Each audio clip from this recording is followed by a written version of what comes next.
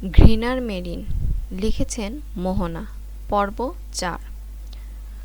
২ দিন পর খাবার টেবিলে নীলিমা বললেন, এখন তো মামুনির এক্সাম শেষ আর বিয়ের প্রায় ২ মাসও হয়ে গিয়েছে তোমাদের। নীর জিজ্ঞাসা করল, তো? নীলিমা বলল, তাই আমি ঠিক করেছি যে তোমরা দুইজন নেক্সট উইক হানিমুনে যাচ্ছ। নীর সঙ্গে সঙ্গে আপত্তি জানিয়ে বলল, হোয়াট, ইম্পসিবল। মেরিন কিছু বলতে গেলে দাদুভাইয়ের আগমন ঘটল। সবাই ঘুরে দেখল দাদুভাই দাঁড়িয়ে আছেন। মেরিন দাদুভাইকে দেখে দাদুভাই বলে ছুটে গেল। মেরিন বললেন, তুমি এলে যে, আমাকে বলতে আমি চলে যেতাম, কষ্ট করে তুমি আসতে গেলে কেন? দাদুভাই বলল, তোমার শ্বশুরবাড়িতে কি আমি আসতে পারি না দিদিভাই? মেরিন বলল, কি যে বলো না। নীর এসে দাদুভাইকে সালাম করলো এবং বলল, হোয়াটসঅ্যাপ ইয়ং ম্যান? দাদুভাই বলল, একদম বিন্দাস। আচ্ছা, লাইনটা বোধহয় একটু এলোমেলো হয়েছে, আমি একটু আরেকবার বলি। নীর এসে দাদুভাইকে সালাম করলো এবং হোয়াটসঅ্যাপ ইয়াং ম্যান এটা দাদুভাই বললেন, আর নীর উত্তর দিল, একদম বিন্দাস। নীর তাকে নাস্তা করার জন্য ডাকলো। দাদুভাই বলল, ব্রেকফাস্ট করব বলেই তো সকাল সকাল চলে এলাম, কিন্তু তার আগে এই তোমরা ভেতরে আসো। তখনই ২০ জন লোক হাতে করে ২০ ধরনের ডালা নিয়ে ভিতরে ঢুকলো। নিহাল বলল, এগুলোর কি দরকার ছিল কাকা? দাদুভাই বললেন, অনেক দরকার, প্রথম নাতনির শ্বশুরবাড়িতে এলাম, খালি হাতে কি আসা যায় নাকি? নীলিমা মা, এগুলো রাখার ব্যবস্থা করো। একটু পর দাদুভাই বলল, দেখো দাদুভাই, তোমাদের বিয়েতে তো আমি কোনো গিফট দিতে পারিনি, তাই এই হানিমুন প্যাকেজটা আমার তরফ থেকে তোমাদের জন্য ওয়েডিং গিফট। বয়স্ক লোকটির কথা কেউ ফেলতে পারল না। দাদুভাই চলে যাওয়ার আগে নীরকে ডেকে বলল, নীর দাদু, একটু এসো তো। নীর তার ঘরে গেল। দাদুভাই দরজা লাগিয়ে দিতে বলল। নীর তাই করলো। দাদুভাই গ্লোব আর মোমবাতি আনতে বলল। নীর নিয়ে এলে দাদুভাই মোমবাতি জ্বালিয়ে লাইট বন্ধ করতে বলল। নীর লাইট বন্ধ করলো।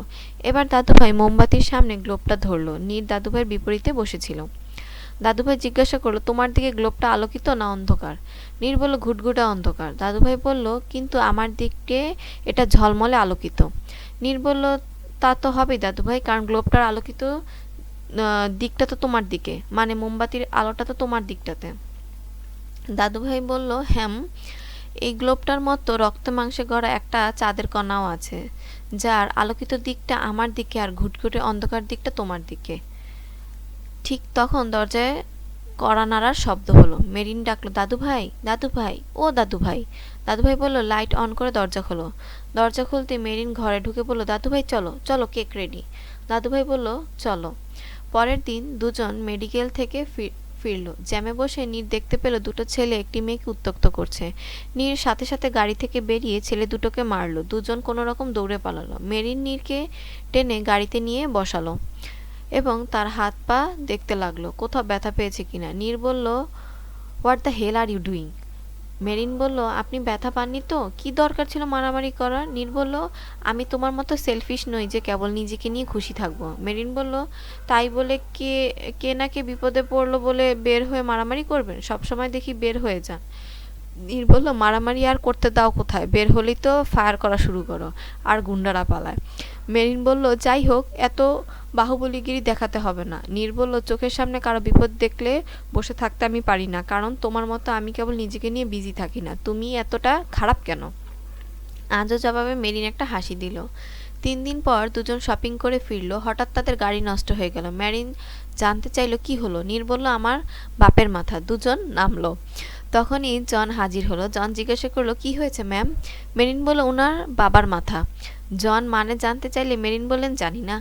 জন বললেন, ম্যাম, গাড়িটা মনে হয় খারাপ হয়ে গেছে, আপনারা আমার গাড়ি নিয়ে যান। মেরিন বললেন, না, আজকে আমরা রিক্সা নিয়ে যাব। জন আপত্তি জানালেও মেরিন বলল, বলেছি মানে বলেছি, চলুন নীর। নীর বললেন, তুমি কি অ্যাবসোলিউটলি পাগল? মেরিন বললেন, আপনার প্রেমে। মেরিন নীরের হাত ধরে নির্জন রাস্তা দিয়ে হাঁটতে লাগলো। মেরিন বলল, জানেন নীর, আমাদের ছেলে হলে কি নাম রাখবো? নির্বন। নির্বন। হ্যাঁ, আমাদের ছেলের নাম রাখবো নির্বন। আপনার পুরো নাম মানে নীর, আর আমার বন্যা নামের বন মিলিয়ে হবে নির্বন। নির্বন আহমেদ চৌধুরী। নীর বলল, সেটা কখনো ভেবোও না, বুঝেছ? I hate you. মেরিন বলল, অ্যান্ড আই লাভ ইউ। সে যাই হোক, আমি কি বলেছি যে আজই আপনার ছেলের মা হব? ১ বছর পর কি ১০ বছর পর তো হবই আমি নির্বনের মা। দেখে নিবেন? নীর বলল, ইম্পসিবল, তোমার এই কুৎসিত চেহারাটা আমার দেখতে মন চায় না। বলি নীর মেরিনের হাতটা ঝাড়া দিয়ে সরিয়ে দিল এবং হাঁটতে লাগলো। মেরিন বলল, কেন? আমার চেহারা কুৎসিত কেন? আমার চেহারা কি সুন্দর না? কোন দিক দিয়ে খারাপ আমি? দেখুন আমাকে, দেখে বলুন। ওখানে 4-5 জন বখাটে ছেলে ছিল। তাদের মধ্যে একজন বলে উঠল, তুমি দেখতে খারাপ হবে কেন সুন্দরী? তুমি তো একদম পটাকা। তোমার ফিগার মডেলের মতো, ঠোঁট ললিপপের মতো। নীর মেরিন দুজনই কথাটা শুনলো, কিন্তু কেউ প্রতিক্রিয়া দেখালো না। নীর হেঁটে যাচ্ছিল আর মেরিন নীরকে নানা ধরনের কথা বলছিল। ছেলেগুলো তাদের পিছে হাঁটছিল। একটা পর্যায়ে ছেলেগুলো খুব বাজে বাজে কথা বলতে লাগলো। মেরিন একবার নীরের দিকে তাকালো। মেরিনের তাকানো নীর মুখ ঘুরিয়ে নিল। এরপর আবার নিজের মতো হাঁটতে লাগলো। কিন্তু মেরিনের ঠিক করলো যে এদেরকে উচিত শিক্ষা এখন দিতেই হবে। তাই মেরিন ছেলেগুলোর দিকে হাঁটতে লাগলো। নীর ঘাড় ঘুরিয়ে দেখলো, এরপর আবার নিজের মতো হাঁটতে লাগলো। সামনে একটা রিক্সা পেয়ে সে ওটাতে চড়ে চলে গেল। মেরিন তখন ছেলেগুলোকে মারতে ব্যস্ত। মেরিন নীরের চলে যাওয়া দেখে অবাক হলো, আর সেই সুযোগে একজন পেছন থেকে তার মাথায় আঘাত করলো। মেরিন চোখে ঝাপসা দেখতে লাগলো। ছেলেগুলো মেরিনকে তুলে নিয়ে গেল। জন সময় মতো এসে মেরিনকে বাঁচালো। জন বলল, ম্যাম, আমি আপনাকে বাসায় পৌঁছে দিচ্ছি, চলুন। মেরিন গাড়ির চাবি চাইল। জন আপত্তি জানালেও মেরিন জোরাজুরি করলে সে চাবি দিয়ে দিল। মেরিন এমন গতিতে গাড়ি চালিয়ে চলে গেল যে জন তার পিছু যাওয়ার সুযোগ পেল না। ওদিকে নীর একা বাসায় ফিরলে নীলিমা বলল, তুমি একা? মামুনি কোথায়? নীর বলল, আই ডোন্ট নো। নিহাল বলল, মানে কি এত রাতে? নীর বলল, তো ও একা চলে আসতে পারবে। নিহাল বলল, একা ফিরতে পারবে বলে এত রাতে একটা মেয়েকে তুমি একা ফেলে আসবে? নীর বলল, ওকে নিয়ে হঠাৎ তোমার এত চিন্তা কেন হচ্ছে বাবা? নিহাল বলল, কারণ ও একটা মেয়ে। নীর বলল, সো হোয়াট, বলেই রুমে চলে গেল। 2 ঘন্টা পর নীর মনের সুখে ঘুমাচ্ছিল। জনের ফোনে তার ঘুম ভাঙল। জন জানতে চাইল, স্যার, ম্যাম কি বাসায় ফিরেছে? নীর বলল, আমি কি জানি। জন বলল, না মানে ম্যাম গাড়ি নিয়ে কোথায় যেন চলে গেল, পাচ্ছি না, বৃষ্টিও হচ্ছে প্রচুর। নীর বললেন, হোয়াট এভার, জাহান্নামে যাক, বাই, লেট মি স্লিপ। জন এবার নিজেকে আটকে রাখতে পারল না। জন বললেন, আপনি কি মানুষ? এত রাতে বৃষ্টির মধ্যে একটা মেয়ে বাহিরে, আর আপনি আরামে ঘুমাচ্ছেন, তাও মেয়েটা আপনার বিয়ে করা বউ। লজ্জা করে না আপনার? সেই মনিউ। বলেই জন ফোন রেখে দিল। জনের কথায় নীরের বোধ হলো সে কি করেছে। আর দেরি না করে নীর গাড়ি নিয়ে বের হলো। প্রচুর বৃষ্টি পড়ছিল। এদিকে মেরিন এক কেস বিয়ার কিনে একটি শ্মশানের মধ্যে গাড়ি থামিয়ে গাড়ি থেকে বেরিয়ে গাড়ির সাথে হেলান দিয়ে বসে বিয়ারের ক্যান শেষ করছিল। সেই সাথে নিজের জীবনের হিসেব মেলাচ্ছিল। কারণ আজকে নীরের কাজে মেরিন খুব কষ্ট পেয়েছে। যে ব্যক্তি অন্যের বিপদে ঝাঁপিয়ে পড়ে, অচেনা অজানা একটি মেয়ের সম্মান বাঁচাতে দুবার ভাবে না, সে নিজের স্ত্রীর জন্য দাঁড়ালো না, উল্টো একা ফেলে চলে গেল। অন্যদিকে নীর মেরিনকে পাগলের মতো খুঁজছিল। হঠাৎ শ্মশানের দিকটাতে কিছু দেখতে পেয়ে সেখানে গেল। গিয়ে দেখলো ওখানেই মেরিন বসে বসে বিয়ার খাচ্ছে। নীর বললেন, এটাই বুঝি দেখা বাকি ছিল? তুমি এখানে বসে এসব ছাইপাশ গিলছো, আর ওদিকে তোমার দালাল আমাকে যাতা শোনাচ্ছে। মেরিন নীরের দিকে ঘুরে বলল, আরে আপনি? মেরিন উঠে দাঁড়ালে, কিন্তু ঠিকমতো দাঁড়াতে পারছিল না, টলছিল। নীর বলল, বাজে মেয়ে একটা। মেরিন বলল, এক্কেবারে ঠিক, আমি বাজে, অপয়া, খুনি, অলক্ষী। নীর বুঝতে পারল মেরিন পুরোপুরি মাতাল। নীর তার হাত ধরে বলল, বাসায় চলো। মেরিন অবাক হয়ে বলল, এ কি, আপনি নিজের থেকে আমার হাত ধরেছেন? আল্লাহ, ভাবা যায়! আপনি না আমাকে ঘৃণা করেন? আপনাকে আমি একটা কথা বলি, কাউকে বলবেন না কিন্তু। আমাকে না আমি নিজেও ঘৃণা করি। পাগলের মতো হাসতে হাসতে মেরিন অজ্ঞান হয়ে গেল এবং নীরের বুকে ঢলে পড়ল। নীর মেরিনকে বাসায় নিয়ে গেল, তাকে শুইয়ে দিল এবং ভাবতে লাগলো এই বন্যার গভীরে কি আছে। নীর ভাবল, জানি না কেন আজকে তোমার কথার আড়ালে, হাসির আড়ালে হৃদয় ভাঙা চিৎকার শুনতে পেলাম। কি আছে তোমার মাঝে? ভাবতে ভাবতে নীর ঘুমিয়ে পড়ল।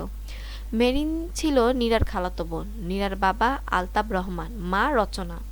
রচনা ছিলেন সবার বড় বোন, তাই নীরাকে নানুবাড়ির সবাই খুব আদর করত, বিশেষ করে মামা এবং কণিকার কাছে নীরা খুবই প্রিয় ছিল। কিন্তু মেরিন জন্মানোর পর সবাই নীরার চেয়ে ছোট মেরিনকে বেশি আদর করত। নীরা তা মেনে নিতে পারেনি। মামা আর কণিকার মেরিনের প্রতি ভালোবাসা নীরা সহ্য হতো না। মেরিন ছিল কণিকার কবিরের কলিজার টুকরা। নীরা মেরিনের চেয়ে 7 বছরের বড় ছিল এবং বয়সে নীরের থেকেও বড় ছিল। একদিন 1.5 বছরের মেরিনকে নীরা ইচ্ছে করে সুইমিং পুলে ফেলে দেয়। মামা তা দেখতে পেয়ে ছুটে এসে মেরিনকে তুলে নেয় এবং নীরাকে থাপ্পড় মারে। সবাই নীরাকে খুব বকেছিল। কণিকা তো প্রায় নীরার সাথে কথা বলাই বন্ধ করে দিয়েছিল। সেই থেকে নীরার রাগ আরও বেড়ে যায়। ধীরে ধীরে মেরিনের বয়স 5 বছর হয়। মেরিন রোজ মায়ের কোলে ঘুমাতো। মামা মেরিনের জন্য পাগল ছিল এবং মেরিনও মামাকে খুব ভালোবাসতো। মামার বাধক রোগ ছিল। একদিন সবাই কক্সবাজারে বেড়াতে যায়। মামা দুই ভাগ্নিকে নিয়ে 2 স্টেপ স্পিড বোট করে সাগর ভ্রমণে বের হয়। মেরিন মামার কোলে ছিল। মামা এক হাতে নীরার হাত ধরেছিলেন এবং অন্য হাতে মেরিনকে কোলে রেখেছিলেন। চালক নিচে বসা ছিল। মামা মেরিন আর নীরাকে দূরের জিনিসগুলো দেখাচ্ছিলেন। সেই সুযোগে নীরা তার ব্যাগে রাখা পাথরটার সাথে স্পিড বোটের দড়ি খুব সাবধানে বেঁধে দিল। এরপর দড়ির আরেক প্রান্ত খুব সাবধানে মামার পায়ে বেঁধে দিল। আনন্দে বিভোর মামাকে হঠাৎ পেছন থেকে নীরা ধাক্কা মারল। মামা তাল সামলাতে চেষ্টা করলো। ঠিক তখনই নীরা পাথরটা নিচে ফেলে দিল। উদ্দেশ্য ছিল মামা আর মেরিনকে একসাথে পানিতে ফেলে দেওয়া এবং বাকিদের মেরিনকে হারানোর শাস্তি দেওয়া। পাথরের টানে মামা কোনোভাবেই আর নিজেকে সামলাতে পারলেন না। তিনি মেরিনকে নিয়ে পড়ে যেতে নিল, কিন্তু মেরিনকে ধপ করে কোল থেকে বোটে ফেলে দিয়ে যেন মেরিনের কিছু না হয় এমনভাবে ফেললেন যে ধাক্কা লেগে নীরাও বসে পড়ল। নীরা উঠে মেরিনকে আবার ধাক্কা মারতে যাবে, তখন চালক চলে এলেন। ছোট মেরিন সাগরের অতলে মামাকে তলিয়ে যেতে দেখল। মেরিন ভয় পেয়ে অজ্ঞান হয়ে গেল। তীরে যাওয়ার পর নীরা সবাইকে বললেন যে মেরিনের জন্য মামা পানিতে পড়েছেন। বাড়িতে শোকের ছায়া নেমে এলো। রচনা মেরিনকে অপয়া, শয়তান ইত্যাদি বলতে লাগলেন। ছোট্ট মেরিন এত বড় ঘটনা মেনে নিতে পারেনি। সে কেমন জানি হয়ে গেল। কোনো একভাবে নীরার বাবা জানতে পারল যে মামার মৃত্যুর জন্য নীরাই দায়ী। তাই তিনি নিজের মেয়েকে বাঁচানোর জন্য মেরিনকে দোষী বানাতে ব্যস্ত হয়ে গেলেন। কিন্তু ছোট মেরিনকে কেউ কিছু বলতে নারাজ। তার মধ্যে একদিন নানা ভাই নানুমণি মামার একদিনের বলা কথাকে শেষ ইচ্ছে মনে করে তা পূরণ করার জন্য মামার নামের সব সম্পত্তি মেরিনের নামে করার সিদ্ধান্ত নিলেন, যা আলতাফ রহমান মেনে নিতে পারলেন না। তিনি প্ল্যান বানাতে লাগলেন। তিনি ঠিক করলেন যে তিনি নানা ভাই নানুমণিকে মেরেই ফেলবেন, কিন্তু এমন কিছু করতে হবে যেন সাপও মরে আর লাঠিও না ভাঙে। তখন তার মাথায় মেরিনের কথা আসে। আলতাফ মেরিনের কানে নানা ভাই নানুমণিকে নিয়ে বিষ ঢালতে থাকলেন। এটা বলতে থাকলেন যে মামাকে নানা ভাই নানুমণি লুকিয়ে রেখেছেন, তাদের জন্যই মেরিন মামার কোলে উঠতে পারে না, আরও অনেক কিছু, যা মেরিনের ছোট মস্তিষ্ককে এমনভাবে বিকৃত করলো যে মেরিন তার নানা ভাই নানুমণিকে সহ্যই করতে পারত না। নানা ভাই আর নানুমণি আদর করতে আসলে ধাক্কা দিত, কামড় দিত, আঁচড় মারত, আরও কত কি, যার জন্য কণিকা মেরিনকে প্রথমে আদর করে বোঝাতেন, কিন্তু তারপরে 1000 গুণ বেশি আলতাফ কুমন্ত্রণা দিত, আর তাই মেরিন দুর্ব্যবহার করত। কণিকা শাসন করতেন। কণিকা কখনো কণিকার কথাও যখন মেরিন মানত না, তখন কবির চেষ্টা করতেন। মেরিনের মধ্যে আক্রমণাত্মক ভাব বাড়তেই থাকলো। ধীরে ধীরে মেরিন কবির কণিকার থেকে দূরে সরতে লাগলেন। একদিন উকিলের কাছে আলতাফ জানতে পারলেন যে মেরিনের নামে প্রায় সব সম্পত্তির উইল তৈরি, 2-1 দিনের মধ্যে তৈরি হয়ে যাবে। আলতাফ ভাবলেন যা করার কালই করতে হবে। পরদিন সবাইকে ভুলিয়ে ভালিয়ে বেড়াতে বের হলেন, তবে গাড়ির পেট্রোল বের করে রেখেছিলেন যে তার প্ল্যান করা জায়গাতেই গাড়ি থেমে যাবে। গাড়ি থামলো, তখন রচনার ব্যাগ নিয়ে কেউ দৌড় মারল। রচনা, কবির, কণিকা সেটা নিয়ে ব্যস্ত হয়ে পড়লেন। তখন আলতাফ মেরিনকে বললেন, মামুনি ওই দেখো আইসক্রিম, চলো খাবে, চলো যাও। মেরিন দৌড়ে পার হতে লাগলেন। তখনই একটি ট্রাক ছুটে আসতে লাগলো, যা দেখে নানা ভাই নানুমণি অস্থির হয়ে তাকে বাঁচাতে দৌড় লাগালেন, আর ট্রাকটা নানা ভাইয়ের ওপর দিয়ে চলে গেল। আলতাফ নানুমণিকে ধাক্কা মেরে দিলেন। নানুমণিও আসলে এই মৃত্যুফাঁদটা তাদের দুজনকে মরার জন্যই। আচ্ছা সরি, না, আলতাফ নানুমণিকেও ধাক্কা মেরে দিলেন, নানুমণিও মারা গেলেন। আসলে এই মৃত্যুফাঁদটা তাদের দুজনকে মারার জন্যই আলতাফ পেতেছিলেন। নানা ভাই নানুমণি মারা গেলেন।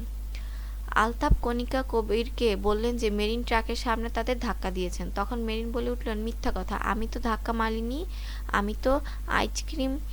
আলতাফ বললেন, ভয় পেয়ে মিথ্যা বলো না মামুনি। মেরিন বললেন, আমি মিথ্যা বলছি না, আমি তো ওই পালে আইসক্রিম খেতে যাচ্ছিলাম। তো আলতাফ গিয়ে মেরিনের কাছে গিয়ে কোলে নিয়ে বললেন, না মা, এমনটা বলে না। তখন মেরিন আলতাফকে জোরে কামড় বসিয়ে দিলেন। দৌড়ে কবিরের কাছে গেলেন। কবির ঠাস করে ছোট মেরিনকে থাপ্পড় মারলেন। কণিকা ভেঙে পড়লেন। মা বাবা ভাইকে হারিয়ে কণিকা মানসিকভাবে দুর্বল হয়ে পড়লেন। কবিরও এমনটা মেনে নিতে পারছিলেন না। নীরা তাদের সামলানোর চেষ্টা করলেন, যা নীরাকে আলতাফ শিখিয়ে দেন। ধীরে ধীরে নীরা কবির কণিকার চোখের মণি হয়ে উঠতে থাকলেন। মেরিন তা মানতে পারতেন না, কারণ মেরিন তা মেনে নিতে পারতো না, কারণ তার মায়ের কোলে এখন নীরা ঘুমায়। বাবা এসে নীরাকেই কোলে নেয়। তাই মেরিন একদিন নীরার সাথে ঝগড়া করলো। ঝগড়া করতে করতে মেরিনের হাত লেগে নীরা সিঁড়ি থেকে পড়ে যায়। ব্যাস, মেরিন কবির কণিকার মন থেকে আরও বেরিয়ে গেল। কবির কণিকা নীরাকে আরও আদর করলো।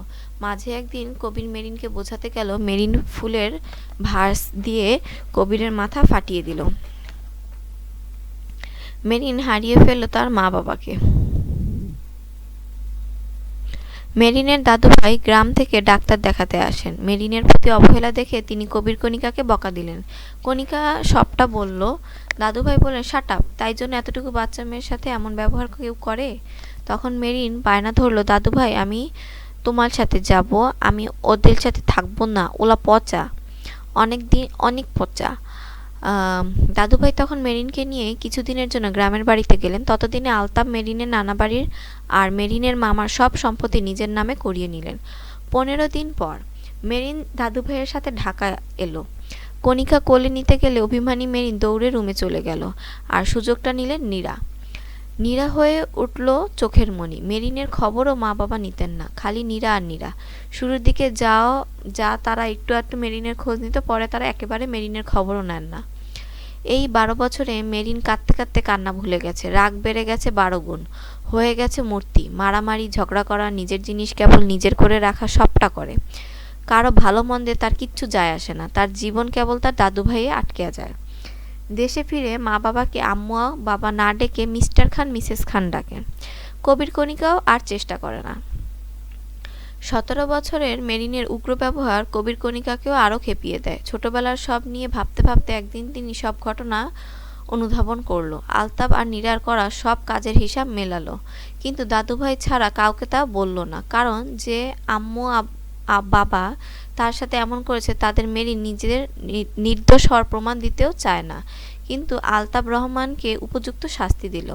প্রথমে হাতের আঙ্গুল একটা একটা করে কাটে, পরে পায়ের একটা একটা করে আঙ্গুল কাটে, এরপর এক পা আর এক হাত কেটে দেয়। যদিও মেরিন নিজেরটা নিজে কাটেনি, লোক দিয়ে করিয়েছে। নীরাকে উপযুক্ত শাস্তি দেয়। আচ্ছা, এখানে এই পর্বটা